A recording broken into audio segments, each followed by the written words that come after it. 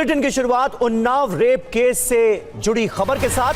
कुलदीप सेंगर, बलात्कारी कुलदीप सेंगर की सजा पर रोक और जमानत का मामला सुप्रीम कोर्ट पहुंच गया है। 2 वकीलों ने सुप्रीम कोर्ट में याचिका दायर कर दिल्ली हाई कोर्ट से मिली जमानत को रद्द करने की मांग की है।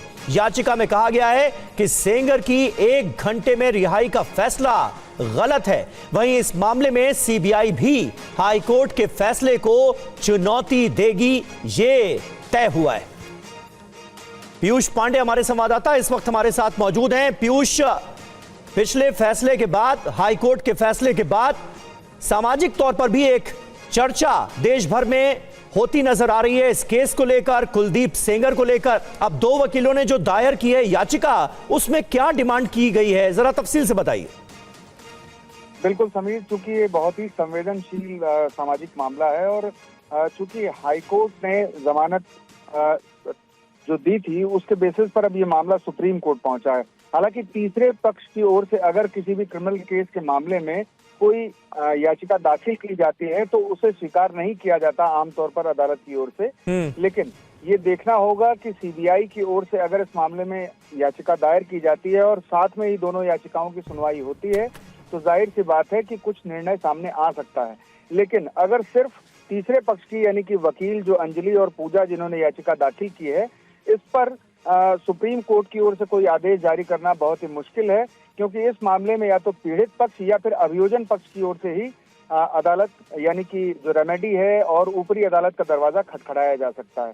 और इस याचिका में जो इन्होंने मांग की है कि 1 घंटे में रिहाई का आदेश जारी कर दिया गया और जमानत की प्रक्रिया को लेकर के भी कई सवाल उठाए गए हैं याचिका में, तो इस स्थिति में एक स्पष्टता जरूर है कि जो तीसरा पक्ष है उसकी ओर से याचिका दायर की गई है, तो ऐसी स्थिति में सर्वोच्च अदालत कुछ नहीं करेगी। लेकिन अगर सीबीआई इस मामले में याचिका दायर करेगी तो जाहिर सी बात है कि हाईकोर्ट की ओर से जो आदेश जारी किया गया है उस पर सुप्रीम कोर्ट उसे पलट सकता है। जी समीर। शुक्रिया पीयूष आपका इस ताजा जानकारी और अपडेट के लिए। 2 वकीलों ने याचिका दायर की है। रेपिस्ट कुलदीप सेंगर को जिस तरह से बेल मिली उसके खिलाफ ये याचिका दायर की गई है और सुप्रीम कोर्ट में इसे चुनौती दी गई।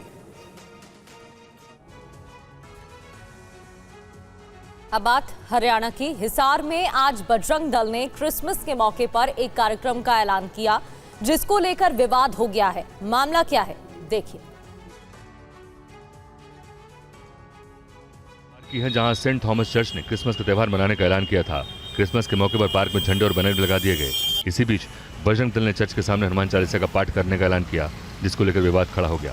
स्थानीय लोग भी टकराव की आशंका के चलते डरे हुए हैं, क्योंकि यहाँ पर जो है क्रिश्चियन तो बहुत थोड़े हैं हिसार में। 25 से 50 हजार लोग हिंदुओं के ही लोग आते हैं यहाँ पे, दूसरी धर्म के लोग ही आते हैं। ये उन लोगों को पोलराइज करने की कोशिश करेंगे, रोकेंगे, जो इनका पूरा में रिकॉर्ड है।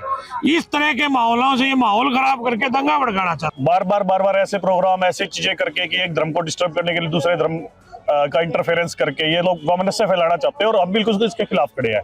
हमेशा खिलाफ थे, हमेशा खिलाफ खड़े रहेंगे और इस शहर में दंगा नहीं होने देंगे। पार्क में हरियाणा पुलिस के कमांडो के अलावा वाटर कैनन भी तैनात कर दिया गया। कार्यक्रम को लेकर पुलिस भी अलर्ट है। यहाँ पुलिस की 3 कंपनियां तैनात कर दी गई। 4 डीएसपी भी हालात पर नजर बनाए हुए हैं। पूरे एरिया को बैरिकेड लगाकर कवर किया गया है।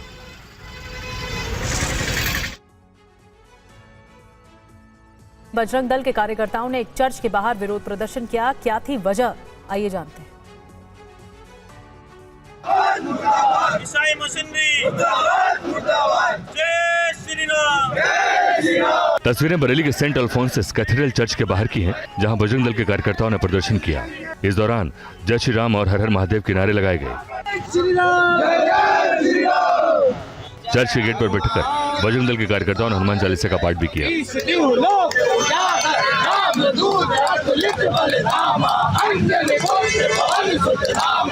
प्रदर्शन के दौरान बजरंग दल ने क्रिसमस कार्यक्रम में हिंदू धर्म को बदनाम करने का आरोप भी लगाया। स्कूली बच्चों से आपत्तिजनक नाटिका करवाने का दावा किया गया।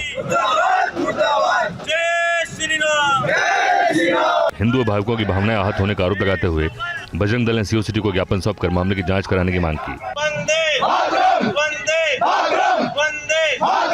क्रिसमस से एक दिन पहले ही प्रदर्शन हो रहा था, जिसे लेकर प्रशासन भी अलर्ट था। ऐसे में प्रदर्शन की सूचना पाकर कैंट थाना पुलिस और सीओ सिटी भी मौके पर पहुंचे और किसी तरह से प्रदर्शन को शांत करवाया गया।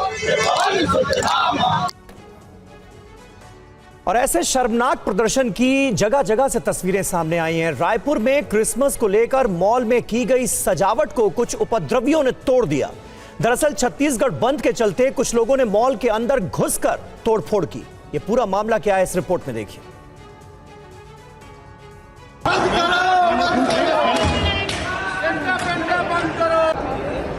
बिखरी हुई क्रिसमस सजावट और लाठी डंडों तोड़फोड़ करते लोगों की तस्वीरें छत्तीसगढ़ की राजधानी रायपुर की हैं और ये तोड़फोड़ रायपुर के मैग्रेटो मॉल में की गई।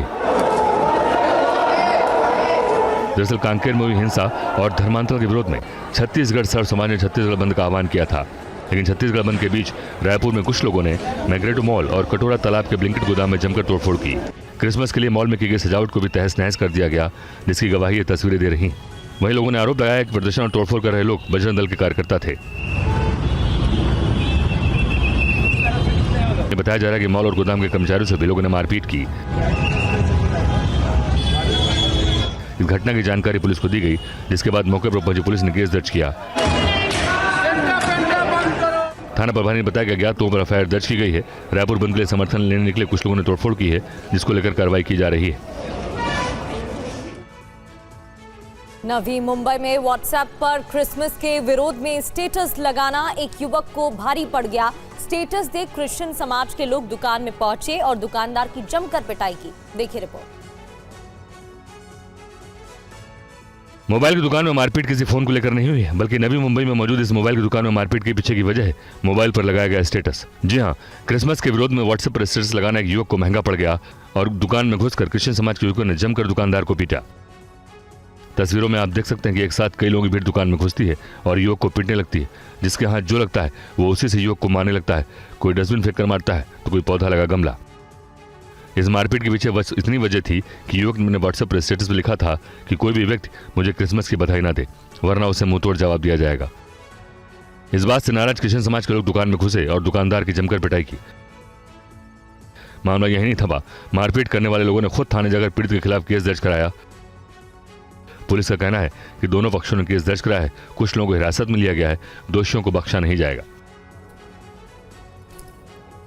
उज्जैन में 16 साल की नाबालिग से छेड़छाड़ के अभियुक्त का पुलिस ने जुलूस निकाला, तो वहीं हिंदूवादी संगठनों ने इस घटना के बाद जमकर विरोध प्रदर्शन किया। क्या है मामला, इस रिपोर्ट के जरिए देखिए। उज्जैन में 16 साल की नाबालिग से छेड़छाड़ की घटना के बाद पूरे इलाके में हिंसा का माहौल है। हिंदूवादी संगठन ने कई जगह आगजनी की, तो छेड़छाड़ के आरोपी की दुकान में तोड़फोड़ के बाद आग लग गई। इतना ही नहीं, अभियुक्त जुबैर मंसूरी को पकड़कर पुलिस के हवाले किया गया, जिसके बाद पुलिस ने छेड़छाड़ के आरोपी का पूरे इलाके में जुलूस निकाला। तस्वीरों में आप देख सकते हैं कि कैसे पुलिस की टीम आरोपी को हथकड़ी पहनाकर पूरे इलाके में घुमा रही है और साथ साथ लोगों की भीड़ नारेबाजी कर रही है। इतना ही नहीं, इस तस्वीर को देखिए, अभियुक्त की दुकान को भी लोगों ने तोड़ दिया और उसके बाद आग के हवाले कर दिया। संबंधित आरोपी है जुबैर, उसको गिरफ्तार कर लिया गया। जुबैर करीब 25 से 26 साल का युवक है। इस दौरान इसने भागने का भी प्रयास किया था, तो इस दौरान उसको चोटें भी आई हैं कुछ। अभी उसको कस्टडी में लिया गया है, उसका मेडिकल कराया गया। पुलिस जांच में अभियुक्त के मोबाइल से 20 महिलाओं के संदिग्ध वीडियो मिले, जिसमें 12 महिलाएं महिदपुर और 8 आसपास के इलाकों की हैं। इस हिंसा के बाद पूरे इलाके में पुलिस बल तैनात है।